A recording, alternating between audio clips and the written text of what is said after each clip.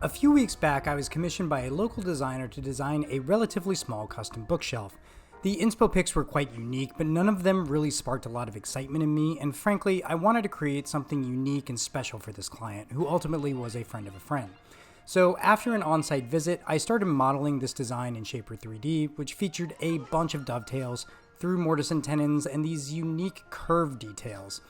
As an additional touch, I was able to use the generative render tool in Shaper 3D to create a living room space around the design so that the client can picture the shelf in a living space to obtain final approval. And then once we were ready to go with deposits settled and such, I got to the boring part of dimensioning a little over 32 board feet of walnut for this project. Now, walnut is beloved and beautiful, but man, I gotta say, down here in South Florida, it is expensive. This batch Surface S2S ran me a little over $700, and outside of my labor was the major expense in this project. For the panel glue ups, I want to joint them in such a way that's going to be very intentional. So I've drawn a carpenter's triangle here. I've oriented the boards in such a way that I want to use them for each of the individual shelves. And I'm just going to zip this edge here through the jointer on each piece individually, and then I'm going to fold them up somewhat of a book match style, like that, run them through together along the same seam. That way when I unfold them to glue them up and I do my alignment with my dominoes, any of the imperfections that are present in my jointer will be somewhat copied along both sides and mirroring. That way the edges actually will come together with a much better alignment than otherwise. I had some thicker stock walnut laying around to use for the post material, and that needed some trips through the thickness planer. If you're familiar with these DeWalt 735s with the helical head, this frustration I'm about to show you is very common. For one reason or another, the conversion causes the breaker to throw if you're taking a pass greater than about a 32nd of an inch. I've had this machine now for a number of years and do not recommend this combo whatsoever. And that's woodworking for you, taking a large pile of wood and turning it into a much smaller pile of wood. I let everything rest for a day or two before hopping into the next stage, which is just dimensioning everything to working size. The thicker stock was squared up for post material, and the 3/4 stock was used for the vertical and horizontal boards, with the horizontal boards requiring glue ups.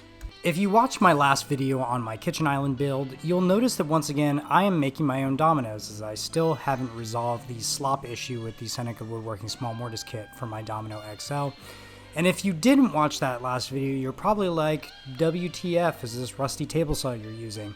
I picked this thing up on Marketplace last year, and I've continued to put it through the paces. It lives on my porch, so my wife probably hates it, but it certainly saves a ton of time, and the sliding table is so clutch, especially for repeatable cuts like chopping up dominoes.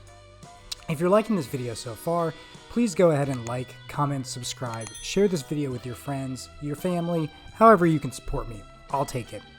As I've said in all my videos for the past 2 years or so, I'm still here making stuff, albeit substantially slower than before my daughter was born, so keeping me out of algorithm jail is key. If you want more of the day-to-day stuff, well, I don't post much of that either, but when I do, it's on Instagram. So if you're into seeing that when available, check me out also at Cowdog Craftworks.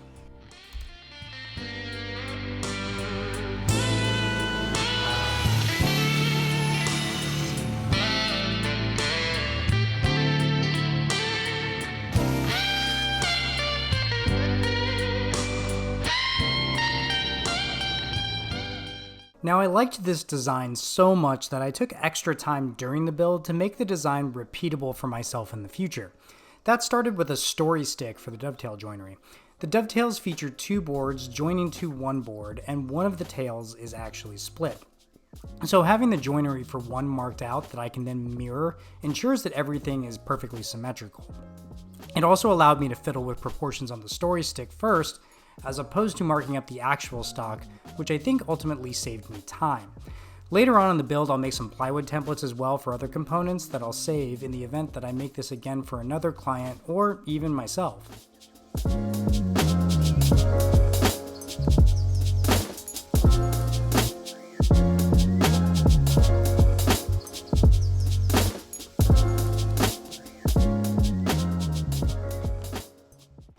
Then with the story stick completed, I'll mark out all the vertical tailboards, which is key to success as I'll eventually scribe those to the horizontal pin boards once ready. At this point, I won't make a single joinery cut until all my tailboards are marked out and double checked for accuracy. With this many dovetails to cut out and a deadline to finish this project for the client, I'm going to use the bandsaw to bulk out most of my waste. I'll hand saw the layout lines for the tails themselves and ultimately the pins, but instead of using a coping saw to take all the waste out, I'll bulk it out with the bandsaw and only use the coping saw where absolutely necessary. I typically keep a big resaw blade on my bandsaw, so a smaller blade for curves is necessary for this project, especially since I'll be using it in part for the curve detail on the vertical boards. As my life has gotten busier, I've had to find ways to speed up my work some, as I can't ask the average client to wait 6 months to a year for me to finish something. So incorporating power tools in an efficient way while still maintaining the hand-tooled accuracy and look of my work allows me to just be more efficient, but still be cowdog.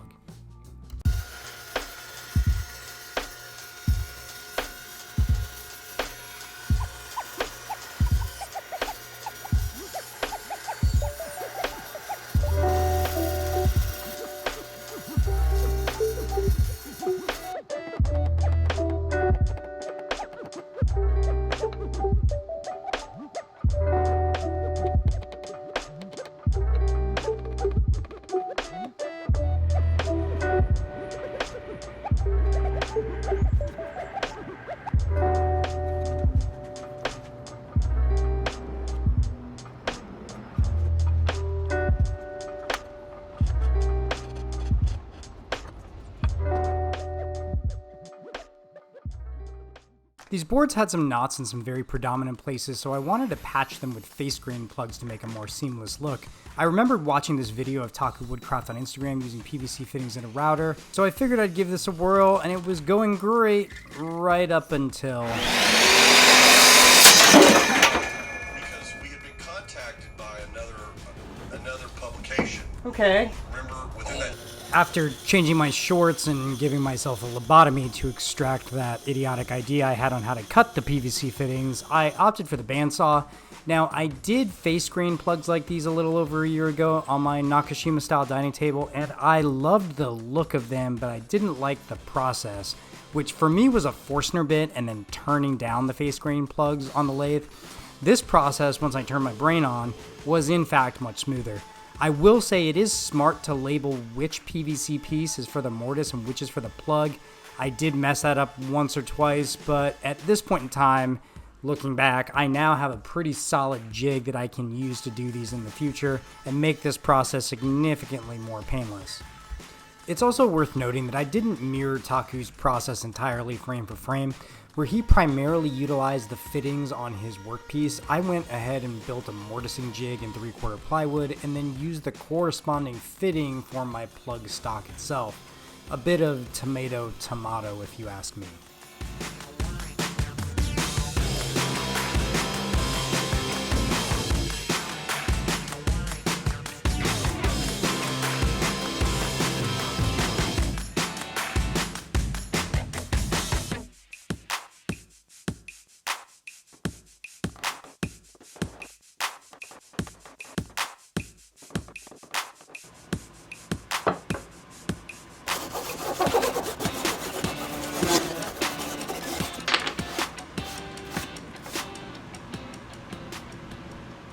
Now, for this curve detail, I really had to fiddle around with a homemade curve bow to try and get proportions right.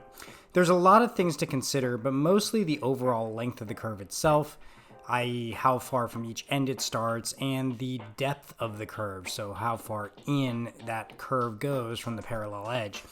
Of course, there's also the fact that the shelves are varying heights, so it should be proportionate to each height, and while some of the shelf heights do repeat, I needed 3 kinds of curves ultimately, and after much fiddling, went ahead and templated these out with some scrap 3/4 inch ply.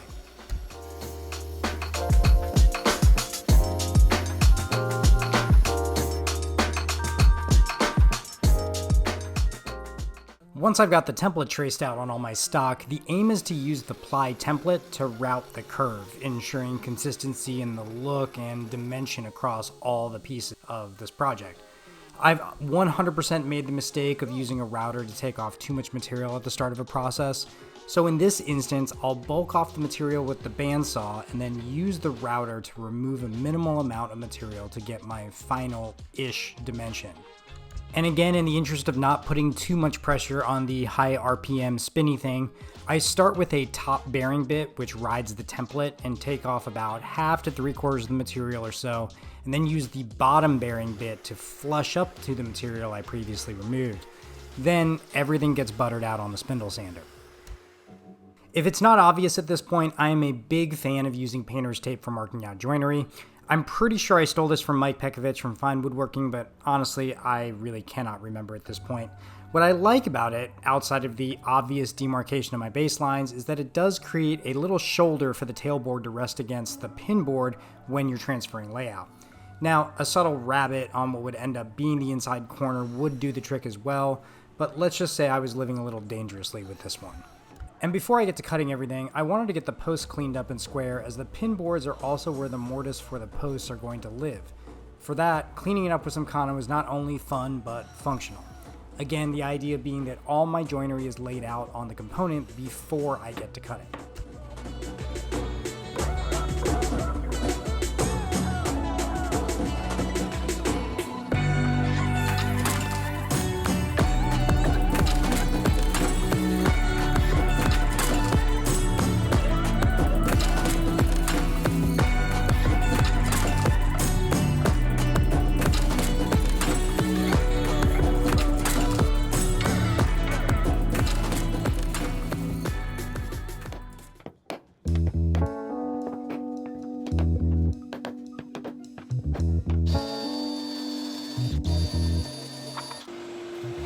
With the geometry of dovetails, when bulking out on the bandsaw, I stayed away from the pins and opted for the coping saw for that slight angle of material. This kept me from accidentally lopping off a piece of important material, like a whole pin, and allowed me to get really tight to my layout lines to expedite the process.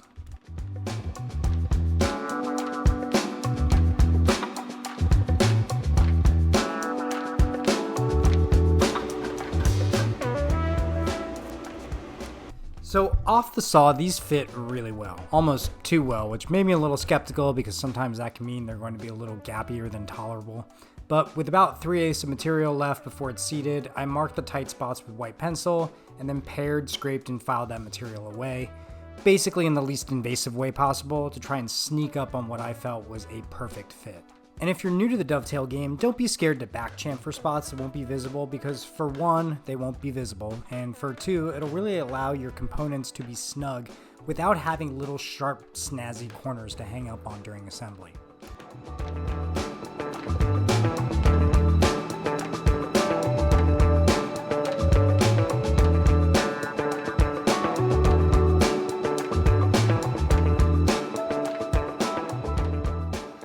For more of a finishing touch, the curved component of the tailboard was chamfered with the non-kinkana or Japanese spoke shave, which gave some visual depth to this and allowed the matching tailboards to look truly tailored to one another.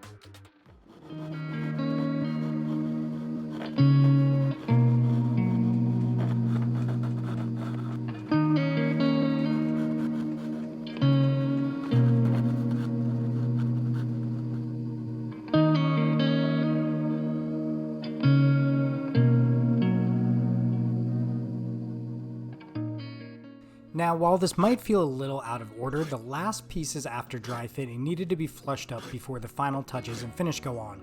Each section needed to be perfect prior to me pre-finishing the pieces before final assembly.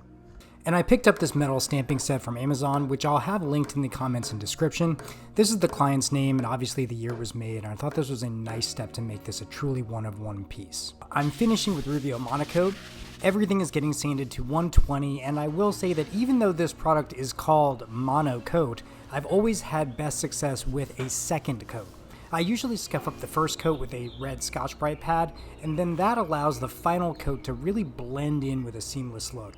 Also, I opted for walnut colored Rubio, which may seem like overkill on actual walnut, but walnut can tend to have a lot of blonde tones in it from the sapwood, and the walnut tone of this product really mutes that quite well. I should also note that I took care to place the most blonde sections in area that were the least visible to the eye in the way that this piece would stand in the home, so that also maintained color uniformity throughout the piece. In the event it wasn't previously obvious, I used hide glue to adhere everything for final assembly. If you're interested in my previous chronicles with hide glue, I've got a whole different video on that, which I'll have up here in the corner. However, in this case, I opted for hide glue due to its long open time and the complicated assembly that this piece entailed. Now, I hear a lot of internet woodworkers waxing poetic about how stressful glue-ups are, and after doing a number of joinery-heavy projects, I'm not really convinced that most of them have experienced a truly stressful glue-up. Furthermore, the choice of adhesive actually can aid in relieving said glue-up stress. With this project, I completed the bottom and top sections and had those glued up on prior days. Then, on this final day, glued those two fully assembled sections together with the middle section joining it. And as a final touch-up for any finish areas that were uneven or pinholes in joinery or end grain, I used some brown carnauba wax as my last line of defense. And that's all she wrote on this one. On delivery day, I was able to run it by my buddy Max's photography studio to snag some beauty shots for the portfolio, and as per usual, he did not disappoint. As always, thanks for watching, and see you next time here at Cowdog Craftworks.